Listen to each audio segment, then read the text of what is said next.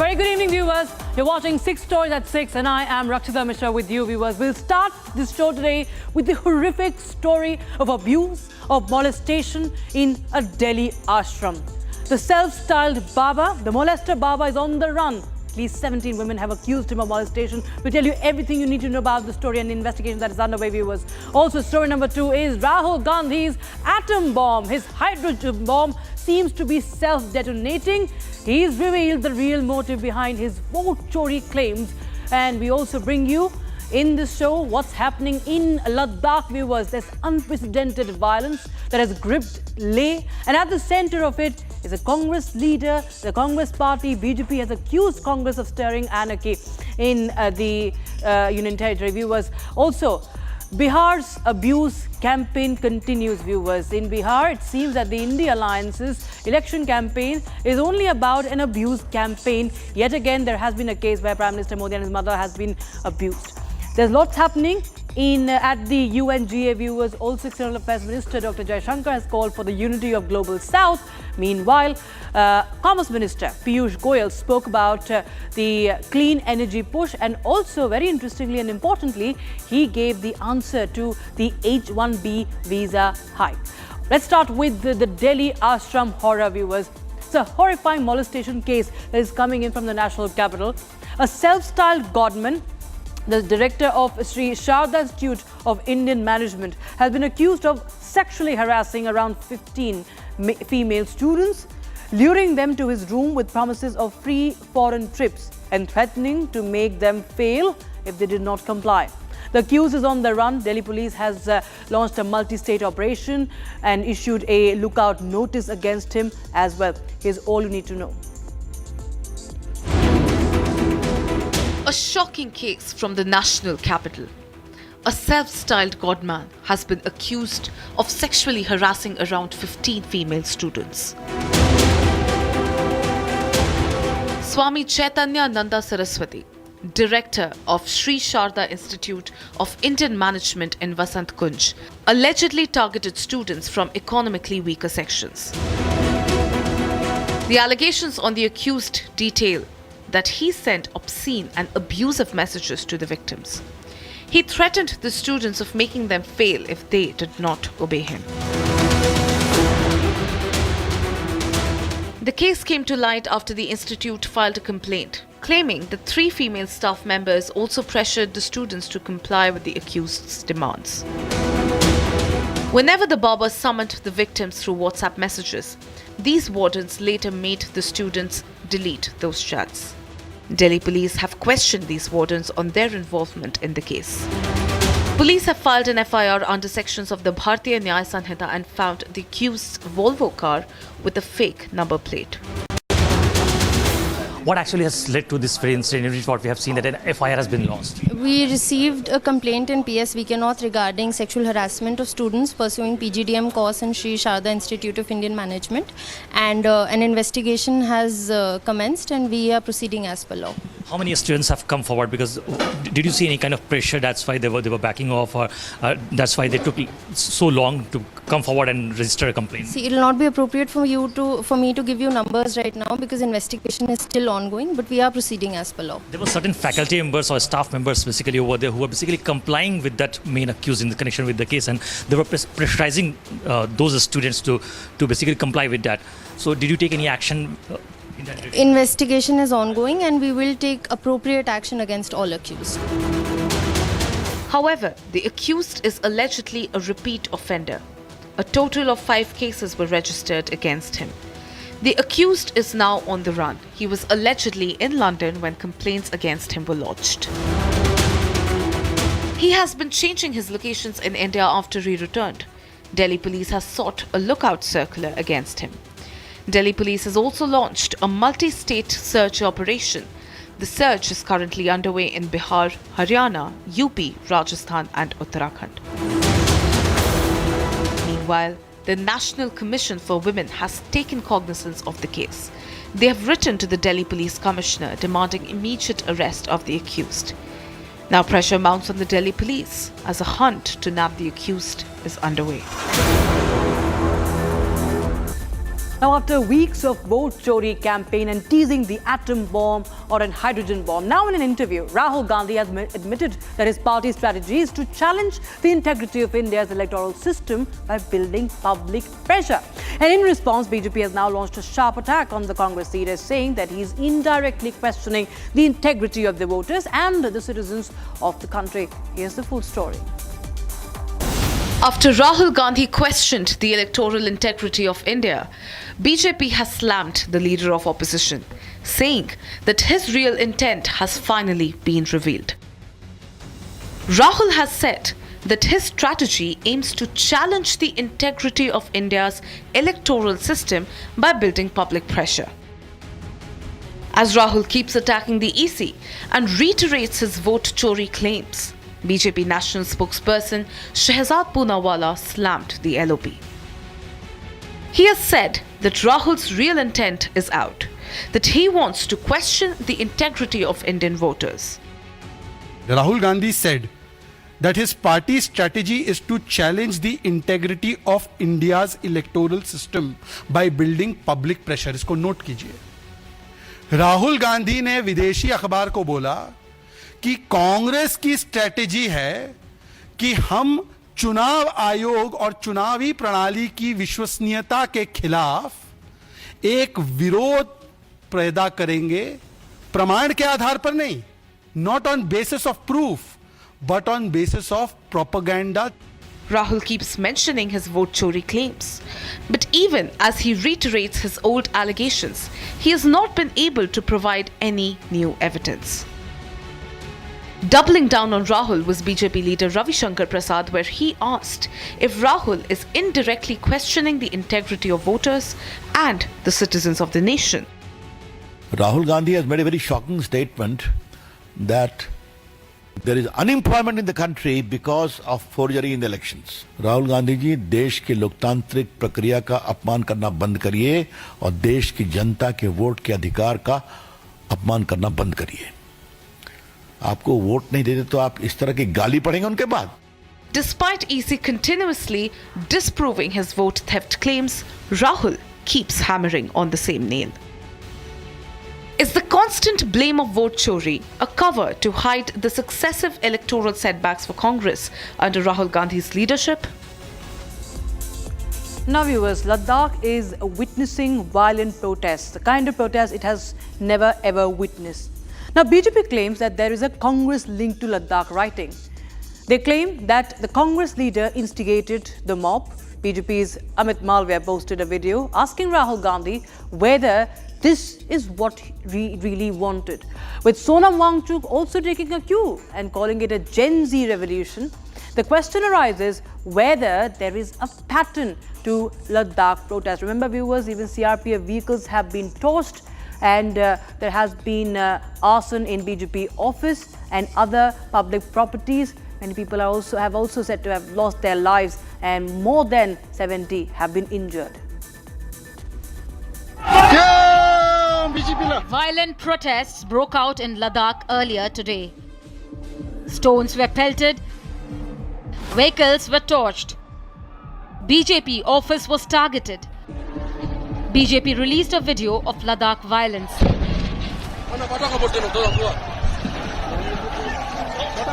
And alleged that one of the rioters is a congressman. BJP claimed that the man rioting in the video is a Congress councillor. He is seen instigating the mob and asked Rahul whether this is what he wanted. Wangchuk seems to be going by the side, the so-called Gen Z protest and so on and so on. But now coming to the ground situation, yes, this councillor from the upper Leh Phuntsong Stenzin, he was not he's a habitual offender, that is what picking up. Yesterday an FIR was registered by Leh police for the provocative speech and he was provoking people on the similar lines to go for violence yesterday. That is what we are getting to know from the sources in the Leh police. Almost like taking a cue from Rahul Gandhi, activist behind Ladakh protest Sonam Wangchuk called it a Gen Z revolution. मैं appeal करता हूं लद्दाख के युवा पीढ़ी से कि वो जो भी हो इस रास्ते पर न चलें, हिंसा के रास्ते पर ये मेरे 5 साल के कोशिशों को नाकाम कर देता है। अगर हम इतने सालों से अनशन कर रहे हैं, शांति से पदयात्रा कर रहे हैं और फिर अंत में अगर हिंसा कर बैठे तो ये हमारा रास्ता नहीं है। इसलिए मैं फिर युवा पीढ़ी से हाथ जोड़कर विनती करता हूं कि हम शांति के ही रास्ते से सरकार को कहें और सरकार भी मैं चाहता हूं कि शांति के संदेश को सुने। Days after Rahul Gandhi's Gen Z instigation, Ladakh sees violent protests. Congress is yet to clarify on BJP claims. Is there a hidden hand behind Ladakh protests? Who is instigating the fire? Now, just days after a bitter political face-off between RJD and BJP over abuse to Prime Minister Modi and his mother, once again we see for a fourth time, Prime Minister Modi's mother has been abused during an RJD rally in Bihar. BJP is hitting back, lodging a complaint and demanding strict action. But the question, of course, arises that does the India Alliance has no other way to campaign but to abuse the Prime Minister and his late mother? Is this weaponizing of abuse and continuing with a trend of sorts with this?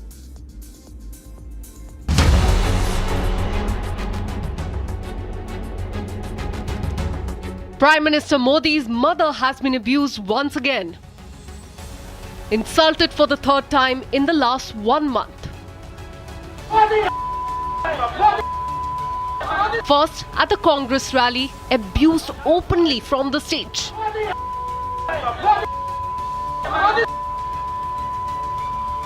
And then twice at the RJD rally, shockingly in the presence of RJD leader Tejaswi Yadav.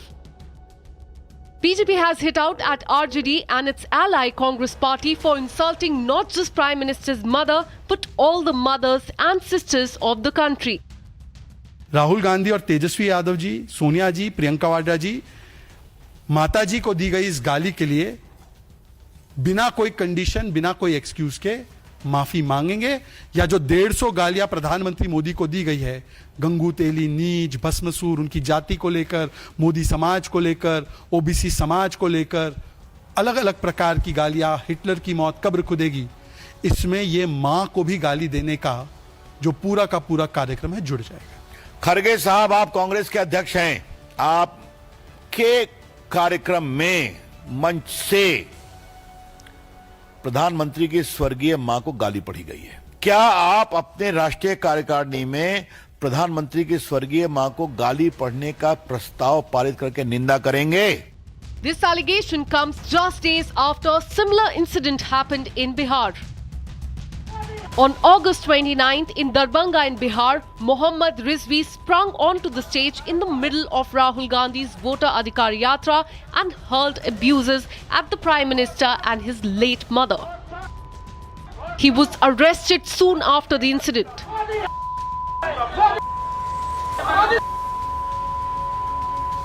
Three weeks later, insults were once again hurled at the Prime Minister and his late mother in the presence of RJD leader Tejaswi Yadav. But even as the war of words continue, with another such incident, politics has stooped to a new low. External Affairs Minister Dr. S. Jaishankar hosted a high-level meeting of Global South countries on the sidelines of the 80th UNGA in New York. Now, he called for a stronger South-to-South cooperation, reforms at the United Nations and climate justice. Dr. Jaishankar also laid the proposal to cater to the issues by strengthening consultations among the Global South countries. Here's a report. External Affairs Minister S. Jaishankar chaired a high-level meeting of like-minded Global South countries on the sidelines of 80th session of UNGA in New York. He warned that the Global South faces mounting pressures from wars in Ukraine and Gaza to climate shocks that hit developing nations the hardest. We meet in increasingly uncertain times when the state of the world is a cause for mounting concern for member states. The Global South, in particular, is confronted with a set of challenges which have heightened in the first half of this decade. They include the shocks of the COVID pandemic, two major conflicts in Ukraine and Gaza, extreme climate events, volatility in trade, uncertainty in investment flows and interest rates, and the catastrophic slowing down of the SDG agenda. Most of all, the rights and expectations of developing countries in the international system, which has been so assiduously developed over many, many decades, are today under challenge. Jaishankar said international institutions are failing to deliver and called for urgent multilateral reforms that reflect the priorities of the developing countries. In face of such proliferation of concerns and multiplicity of risks, it is natural that the Global South would turn to multilateralism for solutions. Unfortunately, there too we are presented with a very disappointing prospect. The very concept of multilateralism is under attack. International organizations are being rendered ineffective or starved of resources. The building blocks of the contemporary order are starting to come apart, and the costs of delaying much needed reforms is today starkly visible. He urged Global South nations to use existing forums to deepen consultations and share concrete strengths to support each other. India would propose the following points for your collective consideration. 1. We utilize existing forums to strengthen consultations among Global South with a view to enhance solidarity and encourage collaboration. 2. Bring to the table specific strengths, experiences, and achievements that we may have individually developed, but which can actually benefit fellow Global South members.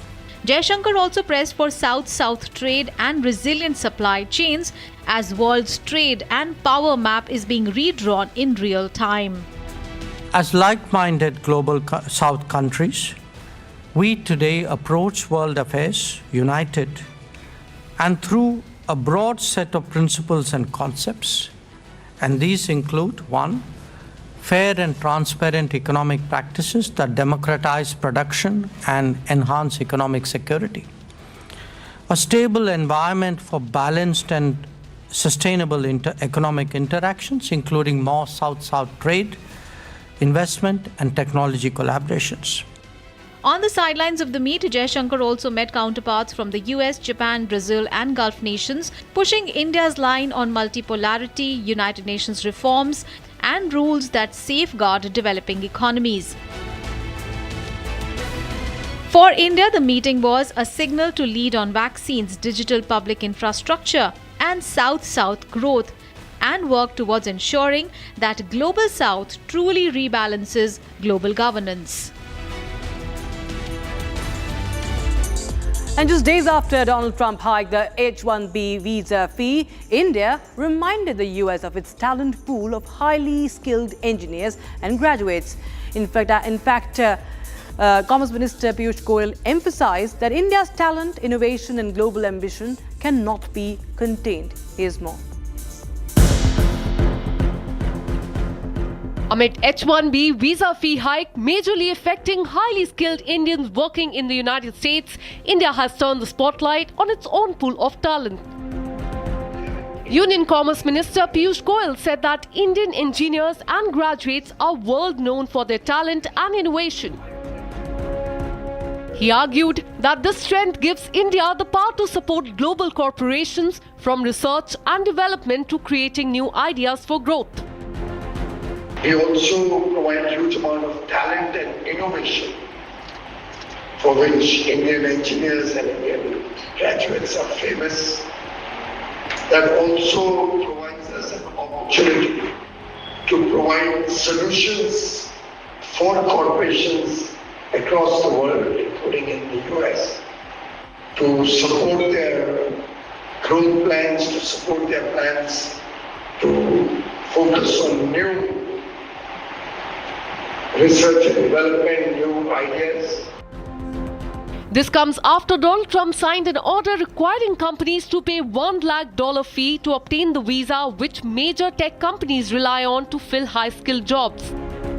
Last year, India received 71% of the H-1B visa approvals, followed by China at 11%, making it the largest beneficiary of the H-1B program. The country would rather not have to pay $100,000, but they'd rather, how do you do that? You hire Americans. So there's an incentive to hire American. But there may be instances where it's better off doing it through expertise or whatever it may be. But they're both unbelievable, whether it's a gold card or anything else that we talked about today. Follow up on the visa question. I think this may be the next thing that you're signing, but for the H-1B visa action that you're doing today, next. We'll talk about that. You're very close to the technology CEOs. Are they concerned about that? Everyone's going to be happy, and we're going to be able to keep people in our country that are going to be very productive people. And in many cases, these companies are going to pay a lot of money for that, and they're very happy about it.